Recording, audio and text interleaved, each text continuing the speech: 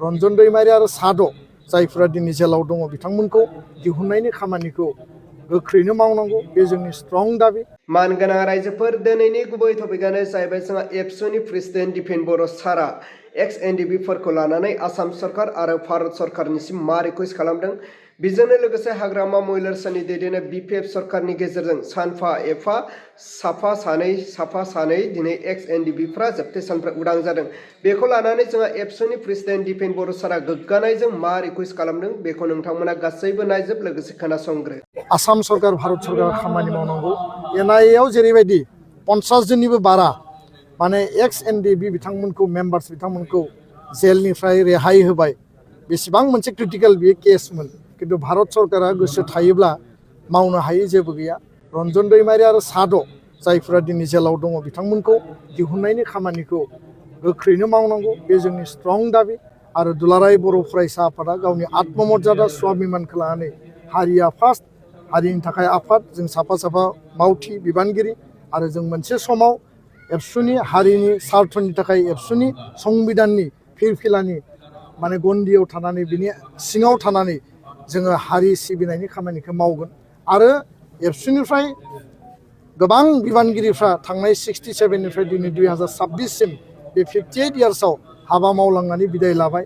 बिथांमोनाबो दिनै हारिनि थाखायनो सानो, हारिनि थाखायनो मावो। आरो दिनै जायफोरा मावबाय थादों बिथांमोना सानसे समाव एबसुनिफ्राय बिदाय लागोन। बिथांमोनाबो हारिनि स्वार्थखौ जाहाथे मालाबाबो नागारनानै थाङा, खारन बे हारिनि जि इजमखौ जोङो फोजोबनो होनाङा। दिनै जेनजिनि जेनेरेसन, बे जेनेरेसना गोदान सिन्ता, गोदान सान्थौ, आर्टिफिशियेल इन्टेलिजेन्स, डिजिटाइजेसन बर' माहारि दानायनि थाखाय रेसपन्सिबिलिटिखौ बयबो लानांगोन। आरो गोदान जेनेरेसना रेसपन्सिबिलिटि लायाबा गोजामा माने गोदान खामानिखौ मावनायाव जेब्लायबो आख' फाख' जायो आरो गोदाना दैदेनगोन। गोजामा जोंनि आगुनि गेदेमा दैदेनगिरि बिथांमोना जेब्लाबो सुबुरुन होगोन, एडभाइस होगोन, इन्सपायार खालामगोन। आं बेखायनो बे फिरफिला बिरहोनायाव फिन खेबसेबाव दुलाराय बर' फरायसा आफादा बर' माहारि सिबिनायनि थाखाय नांथाबनानै जोङो कुनु नार्भास आरो कुनु जोङो डिम'रेलाइज जायालासिनो हाबा मावलांनो थाखाय फिन खेबसेबाव खावलायबाय। नैबे जख'न्थायनि गेजेरजों नोंथांमोना जर'खा माबायदि थांखि लायो? जोंनियाव माखासे रिजुलेसन दङ। 2020 बर' गोजोन गोरोबथानि एकर्डखौ 100% मावनांगौ। गुन गोनां सोलोंथाइया जोंनि हमवर्क, जों मावनांगौ। किन्तु स्कुल प्रभिन्सियेलाइजेसन, टिचार एपइन्टमेन्ट बा नोङो पस्ट क्रिएसन आरो जोंहा माने हायार सेकेन्डारि आपग्रेडेसन माखासे स्कुल दंबावो। बेबायदि माखासे जिखिनि इडुकेसन एजेन्डा इस्युसफोर दङ बेखौ मावफुंनायनि थाखाय जों रिजुलेसन लागोन। लोगोसे समाज फोसाबनायनि थाखाय बड'फा मिशन फर सास्टेनेबल चेन्ज बेयाव जोङो थांखि आजावगोन।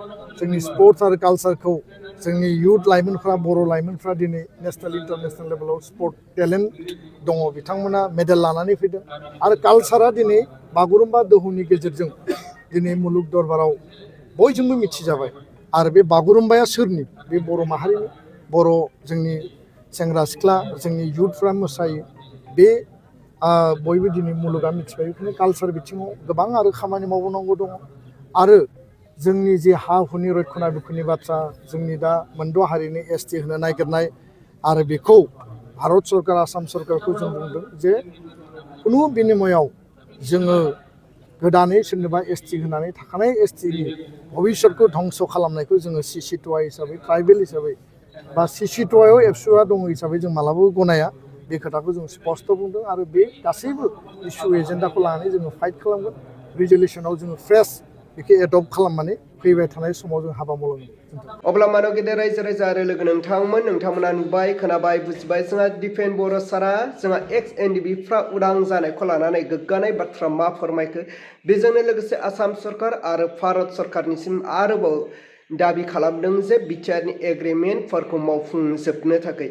बेजोंनो लोगोसे जोंहा एनडिएफबिनि दैदेनगिरि रन्जन दैमारी सारनि बागै गोबां बाथ्रा बुंलांबाय। दा बिनि बेलायाव नोंथांमोना मा कमेन्ट खालामो? नोंथांमोना कमेन्टनि गेजेरजों फोरमायहर जे नोंथांमोननि कमेन्टखौ फरायनानै जों बयबो रायजो राजाफ्रा बुजिलायनो हायो। अब्ला रायजोफोर दिनैनि भिडिअखौ आङो बेखिनियावनो फोजोबबाय। भिडिअखौ मोजां मोनदोंब्ला लाइक, चेनेलखौ मोजां मोनदोंब्ला साबस्क्राइब।